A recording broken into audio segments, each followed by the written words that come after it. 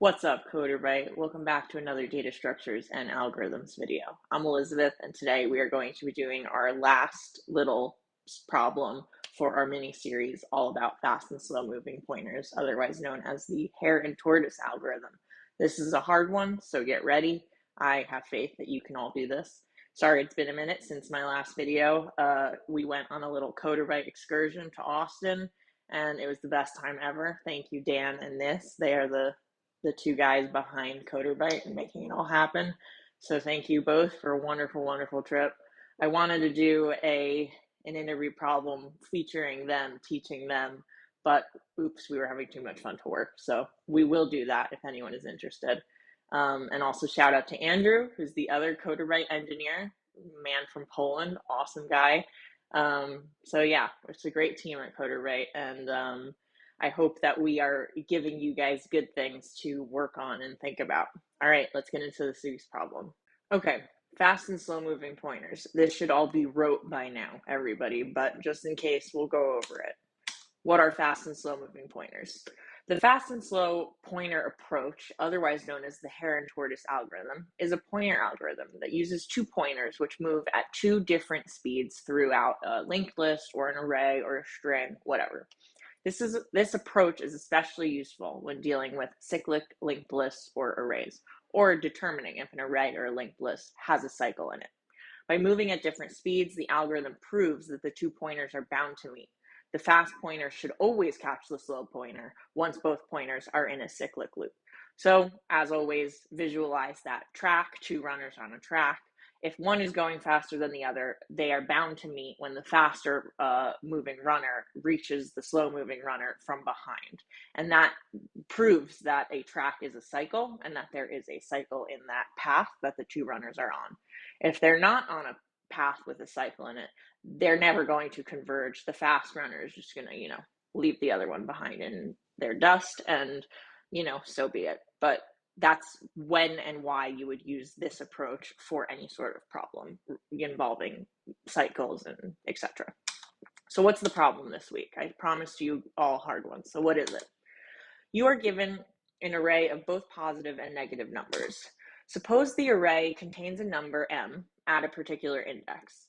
If m is positive, we will move forward m indices, and if m is negative, we will move backwards m indices. So you'll see in a second with an example what exactly I'm talking about. So we are going to write a method to determine if the array has a cycle. And note that the cycle should have more than one element. So if it's just the same element over and over, that doesn't count as a cycle. And that the cycle should only follow one direction, which means that even if a cycle is a cycle, but our pointers are somehow moving forwards and backwards in that cycle, that doesn't count. We're only looking for cycles with one direction in the cycle. So let's look at an example here. So here we have an array. It's some numbers, positive and negative, 1, 2, negative 1, 2, and 2. So we would start our, so first of all, what would this return? What would our function determine about cycles in this array? So this has a cycle. So let's find that cycle and let's watch what happens as we move about the array, following these rules that the problem has laid out for us. So we begin at index 0. This is where our first index is, and we see we have a 1. So it's a positive 1, so we're moving forwards a certain amount of indices. And how many indices are we moving forward? We're moving forward 1. So where do we go next? We go to the first index, if this is 0th index. Okay, so what's here? We have a positive 2. So again, we're moving forwards, and we're moving forward 2 indices. So instead of going just 1 forward, we will go a second forward. So we end up at this other 2 in the array. Okay, same deal, right? So we're going forwards and we're going 2 forwards.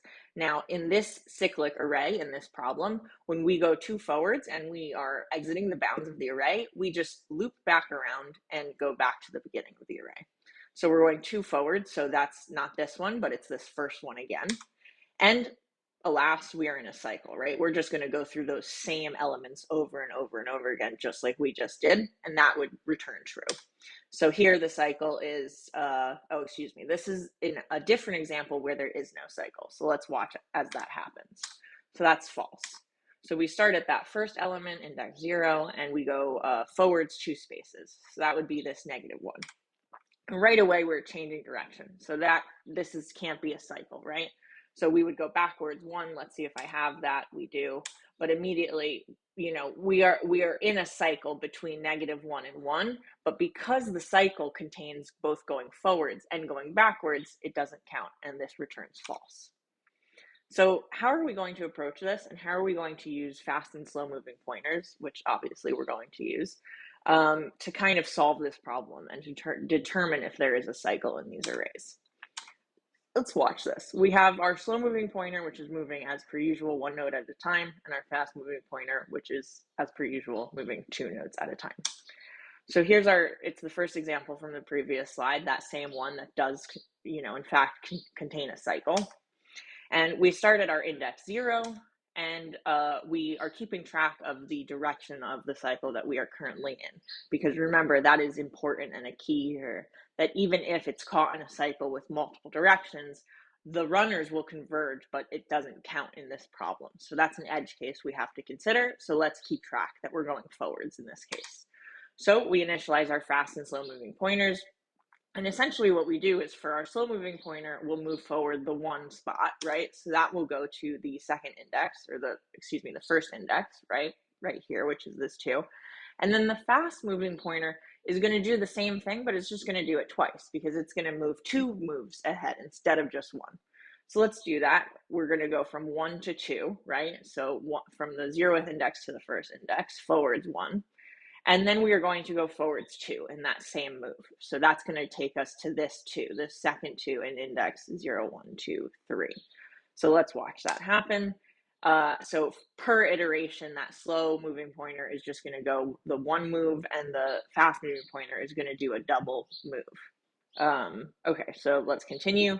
Our slow moving pointer is going to move up, right? So that's going to go meet that other one. And then our fast moving pointer is going to move 2 ahead. So this is going to be 2 forwards. This is going to end up at this 0th index. And then it's going to move 1 forward, which will be at this first index, which is another 2. And again, the slow moving pointer will move 2 ahead. So that's going to end up at this 0th index. And our fast moving pointer is going to move 2 ahead. So that is going to take us to the first 2, and then it's going to take us to 1. And they finally have converged.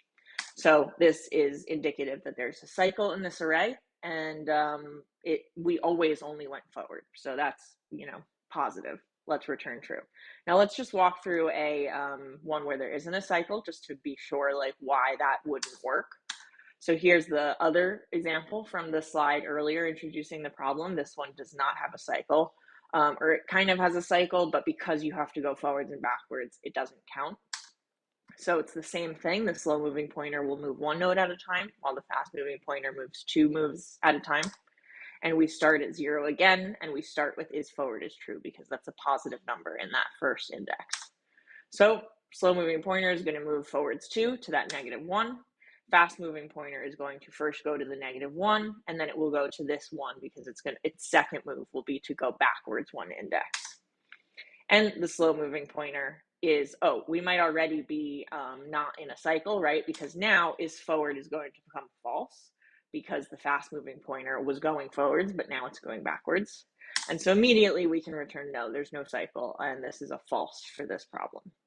So I hope that was clear. I kind of like this problem because it's actually conceptually very similar to all of the other problems we've done. It's not that much harder to grasp quite what's happening, but it's kind of raising the stakes using what we know, and also using, this is like a great problem for showing your interviewer how well you know how to traverse an array and how well you can keep track of your indices, things like that. And it kind of just raises the bar slightly. But I hope it's approachable, and let's get into this. Okay, so as per usual, I gotta stop saying that. What's another word or words for as per usual? Leave it in the comments below.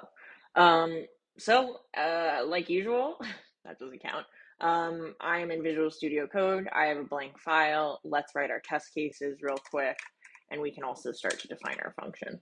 So let's say we are going to have a function called, like circular array, and that's going to take an array, And that is going to call it a day. And now I'm just going to log some test cases. So let's see. So I think this is going to be the same from the slides. So we're expecting true here. This is going to be one we haven't seen yet. And this is going to also contain a cycle. And then finally, we have the one also from the slides that does not contain a cycle. So let's see what that gives us. And this is going to be false. Okay, so those are our test cases. We'll run those at the end to make sure we've done everything as we were supposed to. And let's start to write our function. So we know we want to loop through theoretically every index of the array and trying to find a cycle from each and every index in that array, kind of starting off this this process at each index, because maybe there's a cycle from one of the indexes that is pointing backwards, and they all contain backwards indices and movements, but it's not first. Our first element in the array is positive, let's say. So we still want to kick off this process per index just to make sure we've covered all of our cases and we've looked everywhere for that potential cycle. So we can just do a for loop right away, right? We can say for let I equals 0, I is less than array.length. Is that how you spell length? No. I plus plus. So this is, again, just going to loop through and begin a process from every single index in this array that we get past. So now we can, for every single time that we start this process, we can define our slow pointer and our fast pointer. So, and we don't actually want it to be 0 every time. We actually want it to be I every time, because wherever we're starting from is going to be where we initialize those slow pointers and fast pointers. So let's say fast pointer is also going to equal I. Okay.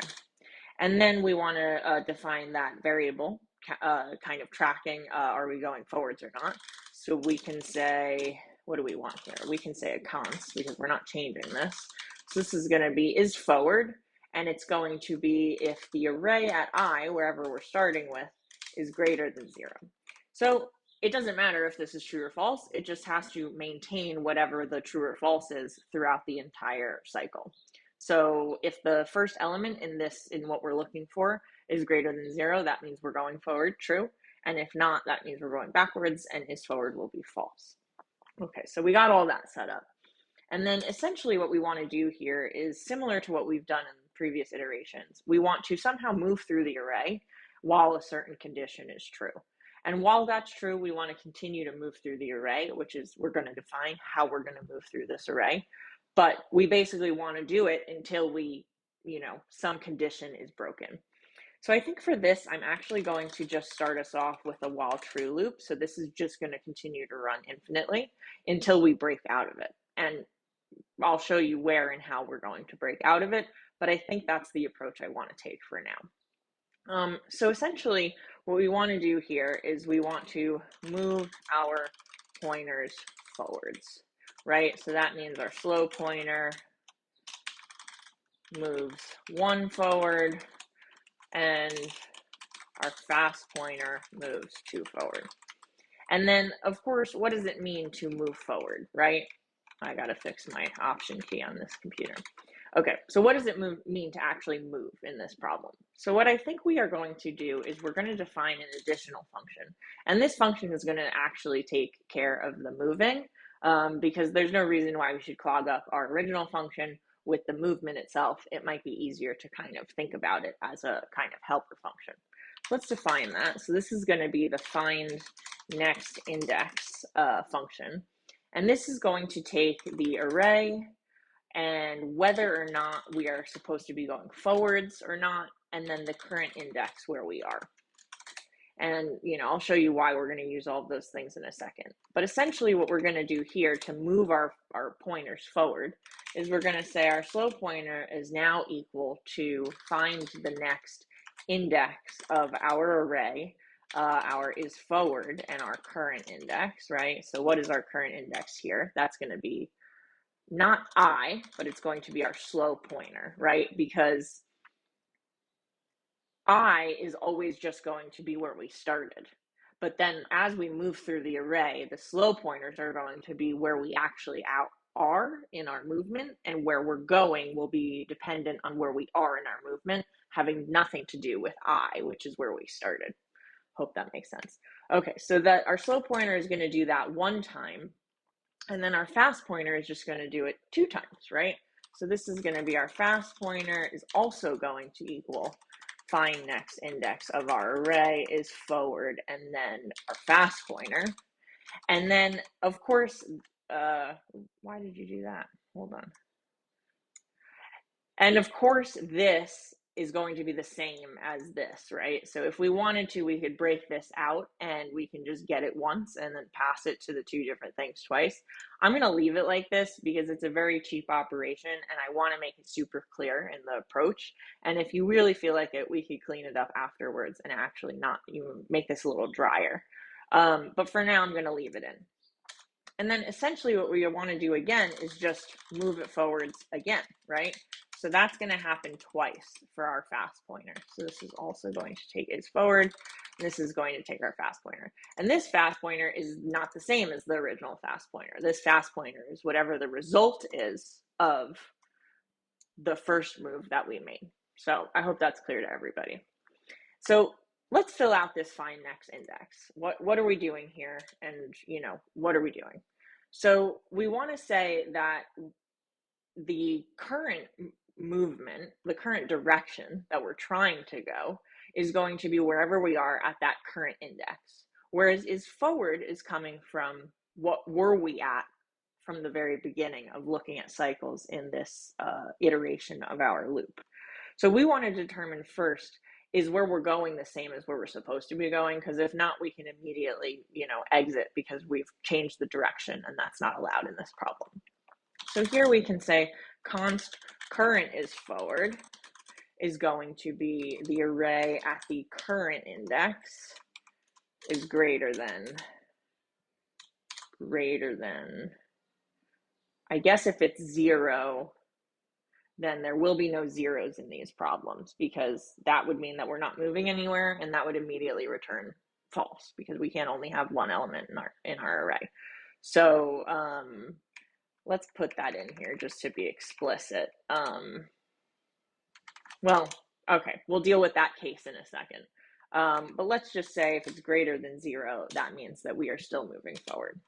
So the first thing we can do is if cur moving forward is not equal to whatever we thought we were doing, we can now, and this is where we want to determine how we want to indicate up here that, no, exit early. So I think because we're finding the next index and there's no -1 index in an array, I think we can just return -1 here to indicate that we didn't find any index and also everything's fucked. I don't know if I'm allowed to curse on here, but whatever. So, -1. Basically, so up here, we can then add a check if the slow pointer or the fast pointer is equal. This is not how you do it. I'm going to get rid of this in a second, but equal to -1, right? This would be when we would break out of this while loop. And we don't need to continue any further because we changed our direction, but we'll do that in a second. Okay, so we're going to return -1 if the direction changes. Okay, so the next thing we need to do is we want to move forwards, right? We need to find the next index based on the amount of indices we're supposed to be moving. And we're going to have to do something slightly fancy because our array, once we get to the end of the array, continues and loops back around to the beginning of the array. So how do you do that in code? So again, we can use our good old friend, the modulus operator, which will help us kind of determine, based on the array length, how many more do we have to go if we are already at the end of the array. So I'm sure that nothing I just said made any sense, but I'll show you and hopefully it will become clear. So here we want to say our next index, where we're going, is going to be our current index, where we are, plus whatever is at the array at the current index.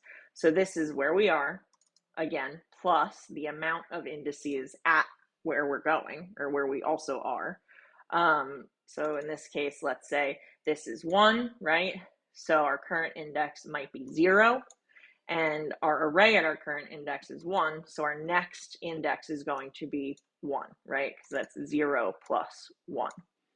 Everyone makes sense so far? And then all you have to do is you mod the array length.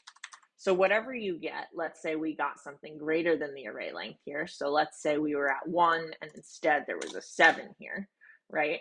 So what we would do is to go 7, 1, 2, 3, 4, 5, 6, 7, we ultimately want to end up at that -1. We would say that 0 plus 7 is 7, mod the array length. So 1, 2, 3, 4, 5. So 7 mod 5 will give us 2, right? Because it's the remainder of whatever the division result is. And that's how we would get to our second index, which is 0, 1, 2, which is that -1. So I hope that's clear to everybody. And if not, play around with it. Modulus is your friend, even though sometimes she's feisty. Okay, so let's go back and make that a 1 again. Okay, so we have our next index here. Now, if the next index is less than 0, so I think in that case, why would that be? Oh, because that would be if our next index is going to be moving backwards, right? So we're going to be dealing with moving backwards in our array. So if our next index is less than 0, we need to do our next index plus equals the array length. And that will kind of get us to the right place, even if we are going backwards. Now, if our next index is equal to our current index, because we didn't go anywhere, we can immediately, right, we can say that we can return -1 here, because this indicates that we didn't go anywhere, can't have one element in a cycle, right? So I'm going to make a comment up here to also indicate that. If the next direction is different than the current direction, there is no cycle, return false. Okay, and finally, we can return that next index, which is where we're going to be going in our iteration. Okay, so I hope that was kind of clear to everybody. This is, again, another wonderful opportunity for you to demonstrate to your interviewer that you understand how arrays work, how to navigate arrays, because I actually think, all of these coding problems are a little useless when it comes to on the job, but it's this sort of thing that actually does come up when you're looping through arrays and you're trying to keep track of stuff, and you want to make something, understand how data is flowing, or I don't know, whatever. This is the sort of thing that can really impress an interviewer if you have a mastery on it. So I highly, highly suggest going through this and kind of feeling really confident about why we're doing these things, and not just putting them in because I told you that you should put them in. Okay, so we have our finding of our next index. So we have to make a little update here, because if we get a -1, we want to break. Right? So here we can already start to check this, that if the fast pointer is not equal to -1, that is only when we want to call it again. Because if it's -1, that means that we don't have to go any further. And we only have to check the fast pointer because the fast pointer will always get to things. It has to do 2 of whatever the slow pointer is doing. So the fast pointer will get to this place before the slow pointer ever gets there. So we only want to call it again if we're good to go, right? Okay, so at this point, what do we want to do here? So at this point, we want to do that. We want to say that, like, what are our break cases? Why do we want to exit at this point? Why would we want to exit? So number 1, if either the fast pointer, we can check both, or the slow pointer, let's say, equals -1 equals -1, right? So if either of those things are true, then we're goners. So let's get out of here early. And then the other reason we would want to break is a good thing if our fast pointer does in fact reach our slow pointer, right? Because that means that there's a cycle, they've converged. So let's put that into code.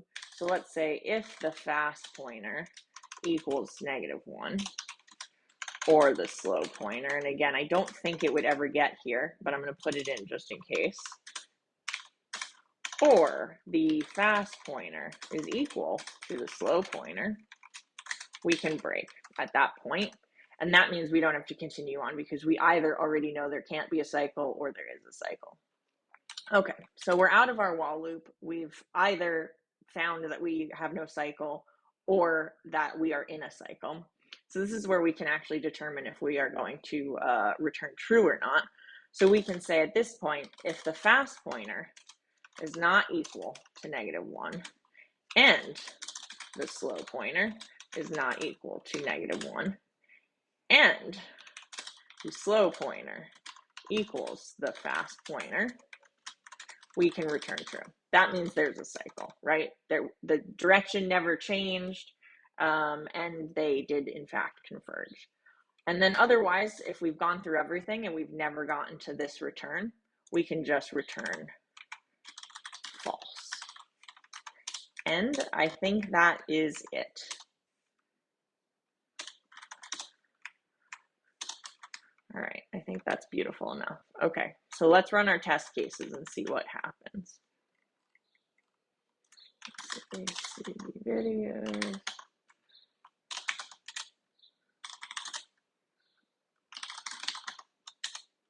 True, true, false. Hell yeah. All right. So we got our answers. I hope that's clear to you. Again, I want to stress this is an extraordinarily important piece of this function. So, I would understand it. Watch what happens if, specifically if the next index is less than 0. Watch what happens if you have to go over the bounds of the array and you take advantage of this modulus operator, etc. And then the other thing I think that's really important here is understanding why we have this kind of managing for loop, and then we start this fast moving pointer and slow moving pointer process for each element in the array.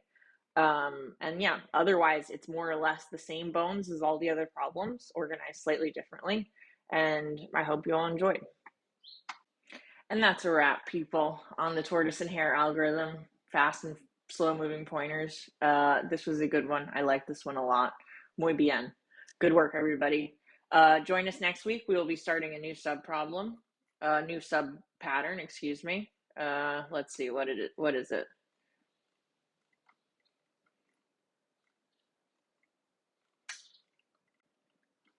Ooh, merge intervals. That's a good one. Comes up a lot. Okay, so please join us next time. We're going to start a new pattern all about merge intervals. I hope everyone is good, and yeah, keep practicing. I'll see you next time. Bye.